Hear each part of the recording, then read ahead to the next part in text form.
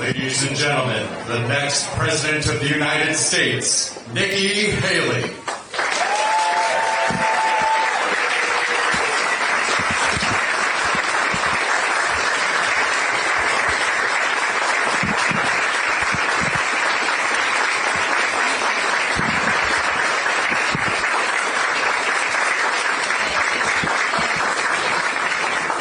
Thank you all for being here. It's another great day in South Carolina, and we're hoping for an even better day on Saturday. Early voting is underway. I have a quick reminder to all South Carolinians. In a general election, you're given a choice. In a primary, you make your choice. Make sure you make the right choice. Make your voices heard today, tomorrow, and on Saturday. Some of you, perhaps a few of you in the media, came here today to see if I'm dropping out of the race. Well, I'm not.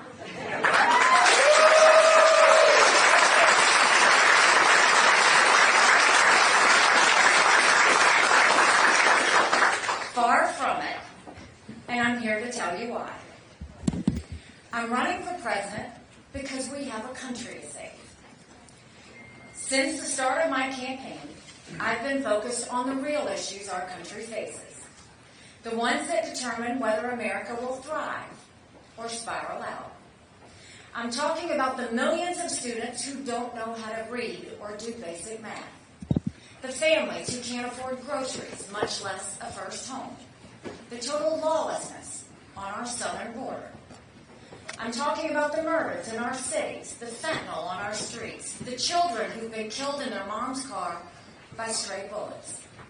And I'm talking about the American weakness that led to wars in Europe and the Middle East, and the urgent need to restore our strength before war spreads and draws America further in.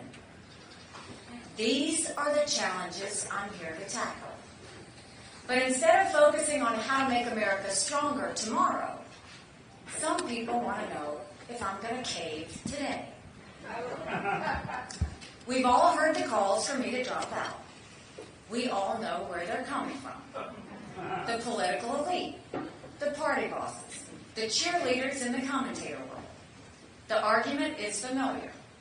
They say I haven't won a state, that my path to victory is slim. They point to the primary polls and say I'm only delaying the inevitable. Why keep fighting when the battle was apparently over after Iowa? Look, I get it. In politics, the herd mentality is enormously strong. A lot of Republican politicians have surrendered to it. The pressure on them was way too much. They didn't want to be left out of the club. Of course, many of the same politicians who now publicly embrace Trump privately dread him. They know what a disaster he's been and will continue to be for our party. They're just too afraid to say it out loud. Well, I'm not afraid to say the hard truths out loud. I feel no need to kiss the ring.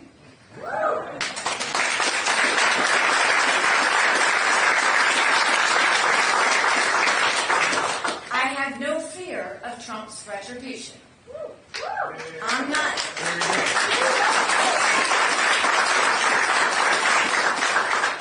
I'm not looking for anything from him. My own political future is of zero concern. So I hear what the political class says, but I hear from the American people too. I've heard from a retired Army medic who looked evil in the eye when he says we're headed toward disaster, that American lives are on the line. He knows what he's talking about. He knows we can't afford more of the same. That's why he told me to give him help.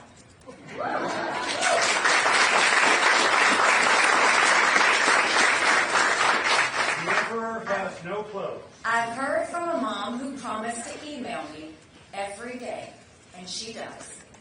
She just wants a return to normalcy. She wants me to keep running for the sake of her 4-year-old son. She hopes he'll see the, quote, America she grew up in. An America that's strong and proud and united in purpose. And I've heard from a high school student who just last week came to hear me speak. She asked me to sign a note to her teacher explaining her absence. After growing up amid the chaos and anger of the last few years, she finally has hope that America will make it if we make the right choice. I'm constantly hearing from Americans like these, hundreds a day, thousands a week, and hundreds of thousands since I declared my candidacy. They see the same polls as me, but more importantly, they have the same belief as me. They believe in America. They believe America can do so much better, that we must do better. And they know when the country's future is on the line, you don't drop out. You keep fighting. In fact, you fight harder than ever.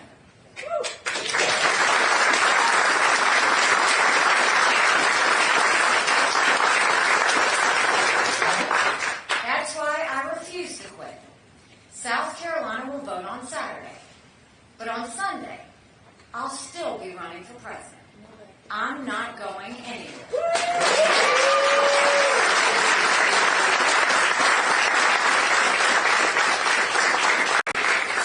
I'm campaigning every day until the last person votes. Because I believe in a better America and a brighter future for our kids. Nothing good in life comes easy. I'm willing to take the cuts, the bruises, and the name-calling. Because the only way you get to the blessing is by going through the pain. Dropping out would be the easy route. I've never taken the easy route. I've been the underdog in every race I've ever run. I've always been David, taking on Goliath. And like David, I'm not just fighting someone bigger than me. I'm fighting for something bigger than myself. I'm used to people questioning my intentions, so I'll make a few things clear.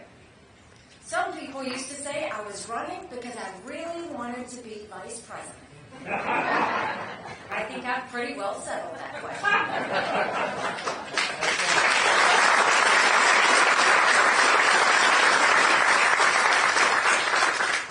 Other people say I'm trying to set up a future presidential run. How does that even work? If I was running for a bogus reason, I would have dropped out a long time ago. The rest of the fellas already did that. They have their own plans. I don't judge them. But I'm still here.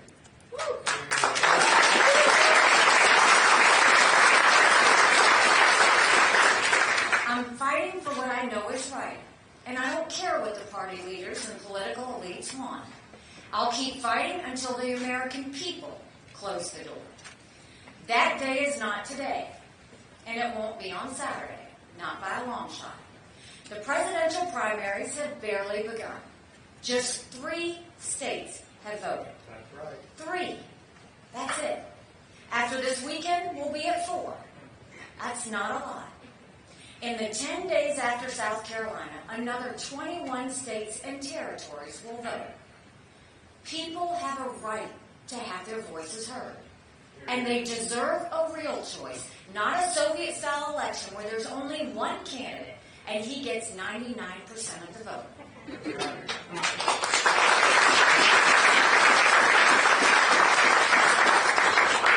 We don't anoint kings in this country. We have elections.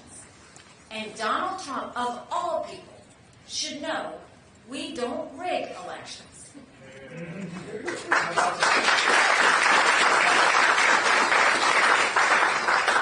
Americans of every belief and background are tired of our national mess. They don't want more chaos and craziness. They worry about a national collapse. If I weren't in the race, we'd be reading the exact same storyline every day until November 5th. There would be widespread reports of Americans suffering from a bad case of Biden-Trump fatigue. And it would be true. A stunning 70% of the country doesn't want a Biden-Trump rematch. The majority of Americans don't just dislike one candidate, they dislike both. As a country, we've never seen such dissatisfaction with the leading candidates. We've never had so many Americans mired in pessimism and division. We still have a chance to restore their faith. I will fight as long as that chance exists. Now, I know what Donald Trump is saying. He wants an election with no opponent. Yeah. But that's not what the voters are saying. Despite being a de facto incumbent, Donald Trump lost 49% of the vote in Iowa. In New Hampshire, Trump lost 46% of the vote. That's not good. We're talking about almost half of our voters. What does it say about an incumbent who's losing nearly half of his party? It spells disaster in November. We shouldn't silence those voters like Trump wants. They have the right to keep speaking out. Yep. Trump sees this. That's why he and his allies are now trying a different tack. They're saying, I'm helping Joe Biden by staying in. Let's unpack that for a second. First things first. Joe Biden is doing more damage to himself than any Republican ever could. Every time he opens his mouth, he sounds like his mind is closing up shop. The Democrats are getting weaker by holding a coronation for Biden. Republicans will get stronger through a vigorous competition.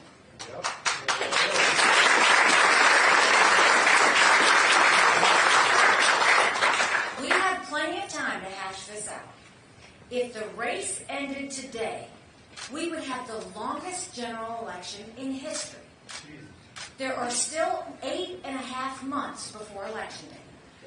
Do we really want to spend every day from now until November watching America's two most disliked politicians duke it out? No sane person wants that. But there's another reason Trump is wrong.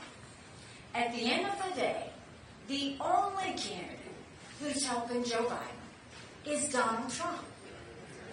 Because Trump is the only Republican Biden can beat. The Democrats know it. They don't even try and conceal it. They don't even try to conceal the glee at the prospect of running against Trump. They want to win. So they want the guy they've already beaten time and again. Trump knows it too, but he won't admit it. True to form, he's taking out his anger on others. He's getting meaner and more offensive by the day. He's trying to bully me and anyone who supports me. He says they'll be barred from MAGA permanently. That's not the way you win elections. Well, I've dealt with bullies my entire life. They don't intimidate me. They only motivate me further. And I've never met a bully I couldn't take on.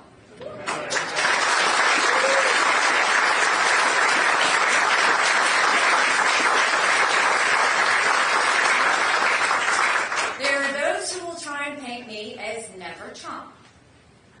That's not who I am. Never have been. I supported Trump in 2016 and in 2020. I was proud to serve America in his cabinet. My purpose has never been to stop Trump at all costs. Like most Americans, I have a handful of serious concerns about the former president. But I have countless serious concerns about the current president.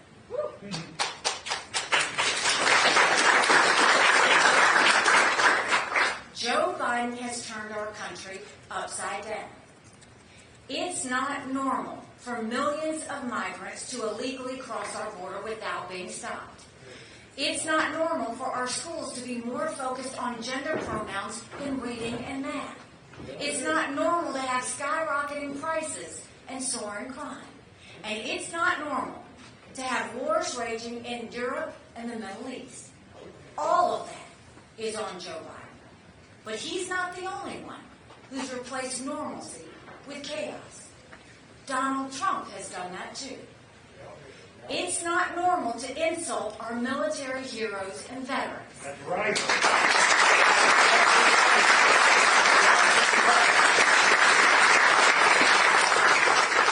It's not normal to spend $50 million in campaign contributions on personal court cases.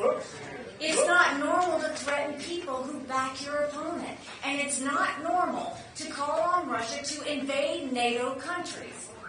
Donald Trump has done all of that and more in just the past month. Look, I've said it many times. I think Donald Trump was the right president at the right time. But times change, and so has Trump. He's gotten more unstable and unhinged. He spends more time in courtrooms than he does on the campaign trail. He refuses to debate. He's completely distracted. And everything is about him. He's so obsessed with his own demons from the past, he can't focus on delivering the future Americans deserve. We have two hugely flawed candidates in Biden and Trump. Americans know it. They've been saying it for years, and we all know why. Trump and Biden are two old men who are only getting older. Nearly 60% of Americans say Trump and Biden are both too old to be president. Because they are. We've all seen them fumble their words and get confused about world leaders. That's not who you want in the Oval Office when Russia launches a nuclear weapon at our satellites or China shuts down our electricity grid. We're talking about the most demanding job in human history. You don't give it to someone who's at risk of dementia. You give it to someone who's disciplined, someone who can work day and night for 8 straight years. No vendettas, no drama, just results.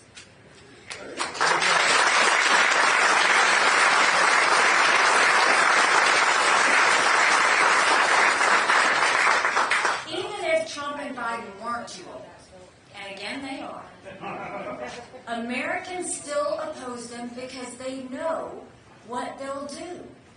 They've already done tremendous damage, and they're just getting started. Biden has crippled families with years of inflation. He's put welfare over work and doled out more corporate welfare than any president ever. Meanwhile, Trump added more to the national debt than any president in history. And it wasn't because of COVID, no matter how many times he tries that excuse. Now he wants to put a 10% tax hike on every single American.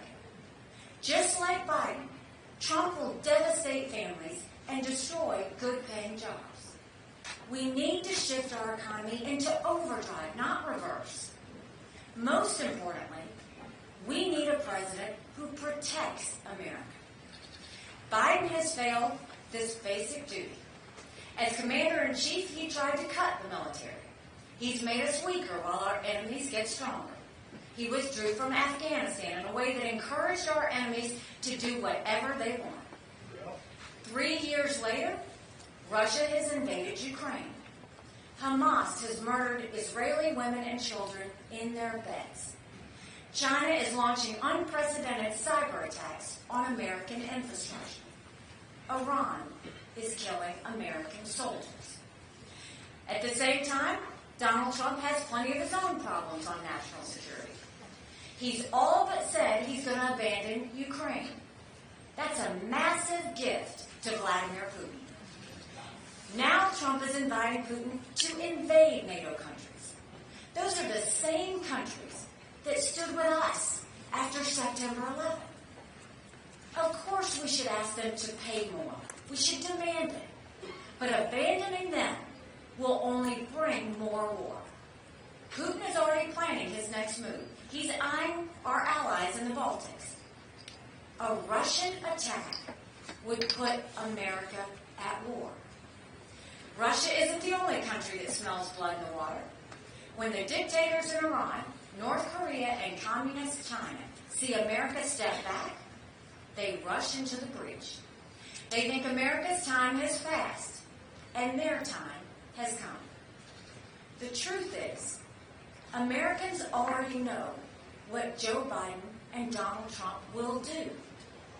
But we're just as concerned with who they are. They're dividers at a time when America desperately, urgently needs a uniter. All they do is turn us against each other. Trump calls his fellow Americans vermin. Biden calls his fellow Americans fascists. Trump and Biden don't just demand that people pick sides. They demand that their followers hate the other side. Look where that's gotten us. Congress is too divided and broken to do its job. Families won't even talk to each other at the dinner table. We're separating into opposing camps that view each other as un-American, if not downright evil. These are dangerous times. The most important thing we can do is regain our focus and shared sense of purpose. The worst thing we can do is become even more distracted and divided. The reason I'm running, the reason I continue to run, is to remind everyone what it means to be an American. I'm the proud daughter of legal immigrants. I grew up as a brown girl in a black and white world. I saw our state move beyond hatred and elect the first female minority governor in American history as a conservative.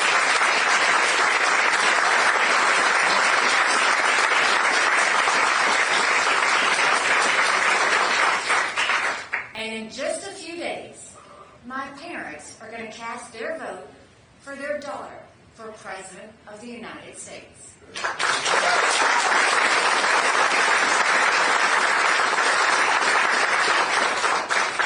I thought this week about what that means to them, but I know what it says about our country. In the America I know and love, we disagree strongly, but we do it without hating each other and still have the same shared national purpose. In the America I know and love, we respect freedom, the rule of law. We refuse to use the awesome power of big government to punish those we dislike. And we recognize that America has done more good for more people than any country in the world. It's not America first to withdraw from the world. It's not America first to praise dictators who want to kill Americans. It's not America first to bankrupt Social Security by doing nothing to fix it. And in fact, it's America last to keep losing one election after another to the socialist left. That's what we get with Donald Trump. I'm running for president to restore a country that's strong and proud. That is why I will stay in the race after South Carolina votes. And to my beloved fellow South Carolinians, I ask that you stand with me. Stand with your family, friends, and neighbors. See the America I see. And remember that we can still unite and move forward together. Not with anger, not with fear, but with faith and hope, like we've done before. Let's finally leave the past behind, and let's forge a new American future. This vision has guided every generation. It summoned me to serve as governor of this great state, and as ambassador for the greatest country in the world. And that same vision called my husband to serve in the uniform of the United States. He's a major in the South Carolina Army National Guard. As I prepare for what lies ahead, Michael is at the forefront of my mind.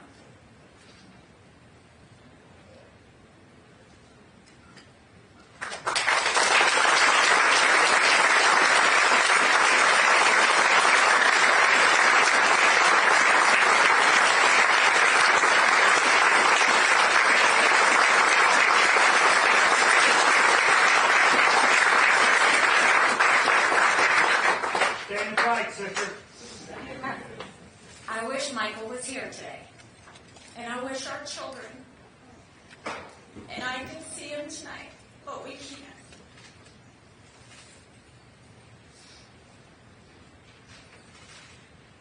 He's serving on the other side of the world, where conflict is the norm, where terrorists hide among the innocent, where Iran's terrorist proxies are now attacking American troops. This is Michael's second deployment. It was hard for us to say goodbye to him the first time when he deployed to Afghanistan. It was even harder last summer when he deployed to Africa. As every military family knows, when a loved one deploys, we start a year-long prayer. It's a prayer for their safety more than anything else. But it's also a prayer of gratitude. The kids and I know why Michael went. He stepped up to keep us safe. And not just us. He stepped up to defend our nation's freedom and our way of life. Michael is fighting for the country he loves. So are all of his brothers and sisters in arms wherever they're stationed in this dangerous world. They have made their stand because America is worth fighting and even dying for. Now I will continue to make my stand because America is worth living for. Thank you. God bless you. God bless South Carolina. God bless you.